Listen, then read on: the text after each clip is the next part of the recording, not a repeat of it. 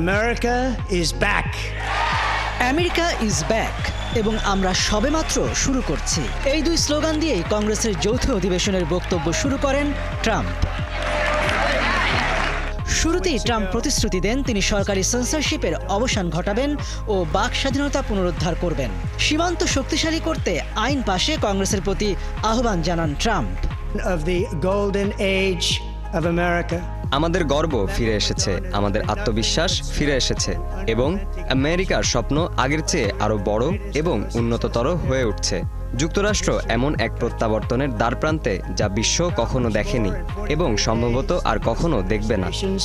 Accomplished in 4 years. Trump ভাষণে তার নতুন বাণিজ্য নীতির পক্ষে সাফাই গান। ভারত সহ আরও বেশ কয়েকটি দেশের উপর পাল্টা শুল্ক আরোপের ঘোষণা দিয়েছেন Trump. On building the most powerful military. White হাউসে জেলেনস্কির সঙ্গে নজিরবিহীন বাগবিতণ্ডায় জড়ানোর পর কংগ্রেসের ভাষণে ইউক্রেন নিয়ে গুরুত্বপূর্ণ তথ্য দেন ট্রাম্প। তিনি জানান, আলোচনার জন্য প্রস্তুত জানিয়ে চিঠি দিয়েছেন Zelensky. Earlier today I received an important letter from President Zelensky of Ukraine. আমি ইউক্রেনের বর্বর সংঘাত শেষ করতে অক্লান্ত পরিশ্রম করছি। প্রতি সপ্তাহে হাজার হাজার রাশিয়ান এবং ইউক্রেনীয় নিহত হচ্ছেন।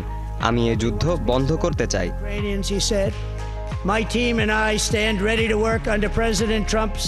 জেলেনস্কি চিঠিতে যুক্তরাষ্ট্রের সঙ্গে খনিজ চুক্তিতে রাজি হয়েছেন এবং যুদ্ধ শেষ করতেও প্রস্তুত আছে বলে জানান ট্রাম্প।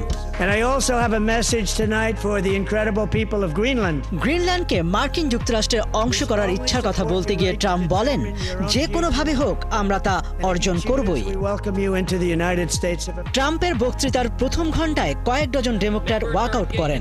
টেক্সাসের প্রতিনিধি আল গ্রিন ট্রাম্পের বক্তৃতা বাধাগ্রস্ত করলে হাউস স্পিকার তাকে সরিয়ে নেবার নির্দেশ দেন। বিক্ষোভ হয়েছে বাইরেও। এ সময় ট্রাম্পের নেওয়া বিভিন্ন সিদ্ধান্তের বিরুদ্ধে স্লোগান দেন বিক্ষোভকারীরা।